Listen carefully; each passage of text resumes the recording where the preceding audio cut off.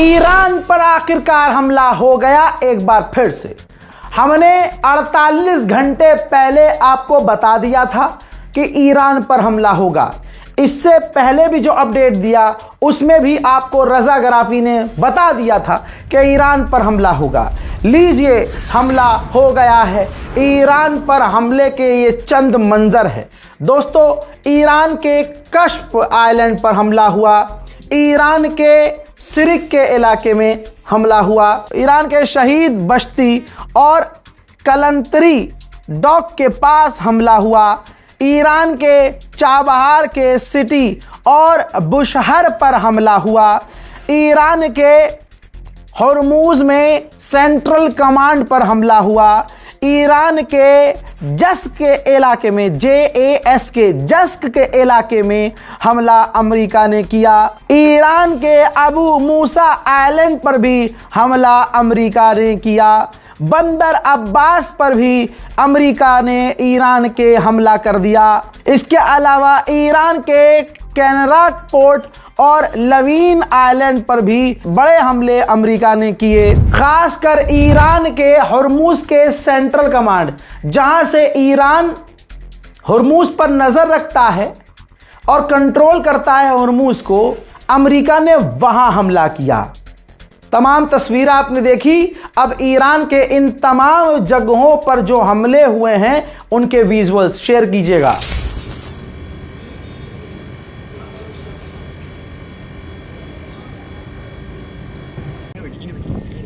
اونورو چیز بیا الان صداش میاد. صدا چقدر اسکله نیست.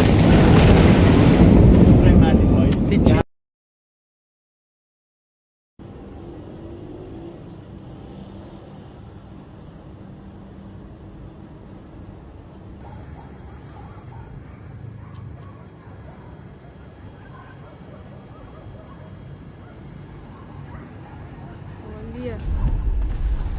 अल्लाह Akbar.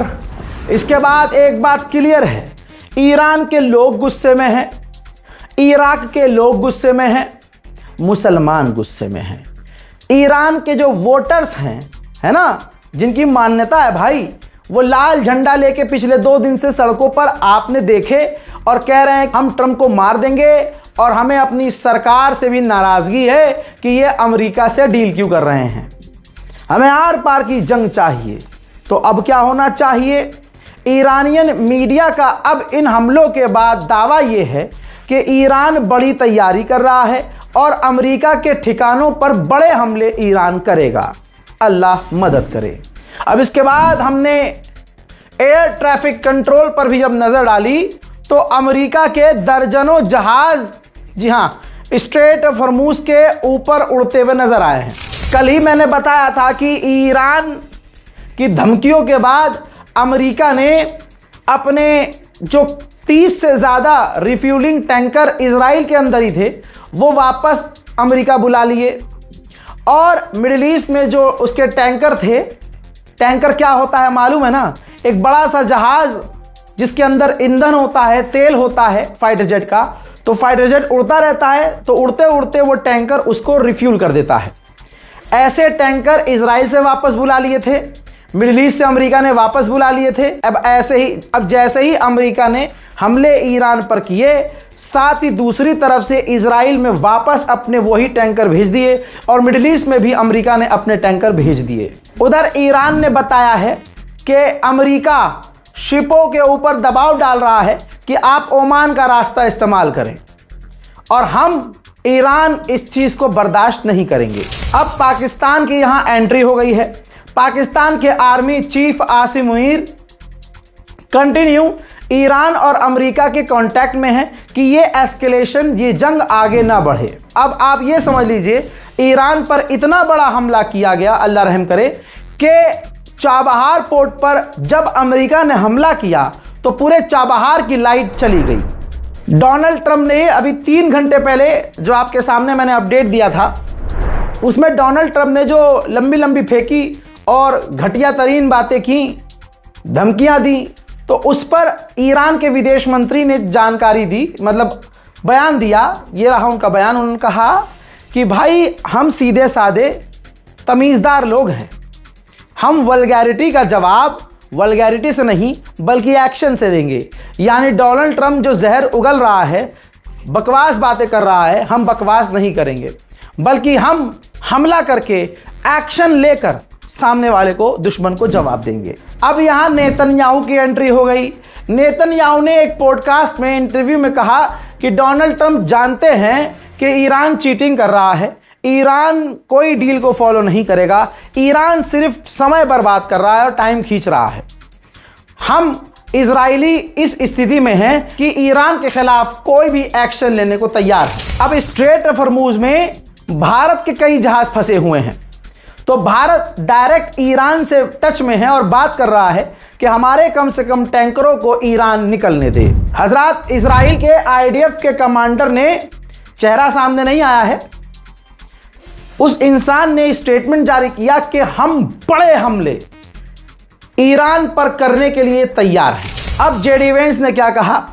JD Vance ने कहा कि हम ईरान को ब्लॉक करेंगे, ईरान पर जवाबी कार्रवाई करते हुए हम ब्लॉकेज फिर से लागू कर देंगे, ब्लॉक कर देंगे रास्ता।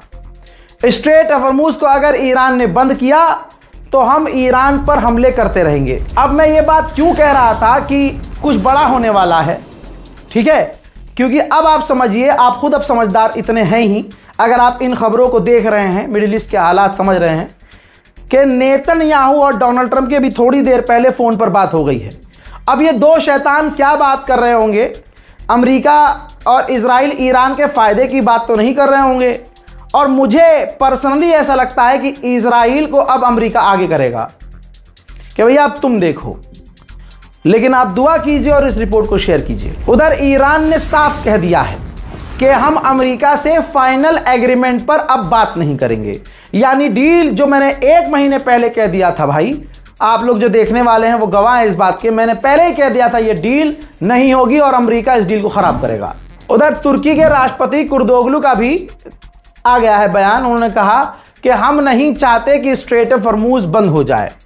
ये आदमी न इस्लाम के समर्थन में बोल रहा है, न ईरान के समर्थन में बोल रहा है, बल्कि चंद फाइटर जेट और कुछ डिफेंस सिस्टम के लिए अमेरिका की चापलूसी कर रहा है। ईरान के विदेश मंत्री ने कतर के अमीर से बात की है। यह बहुत अच्छी बात है कि ईरान अरब देशों से कनेक्टेड है, बल्कि मैं तो यही चाहता हूं कि ईरान अरब देशों से जुड़ा रहे और उनसे लगातार बातचीत इनकी जारी रहे।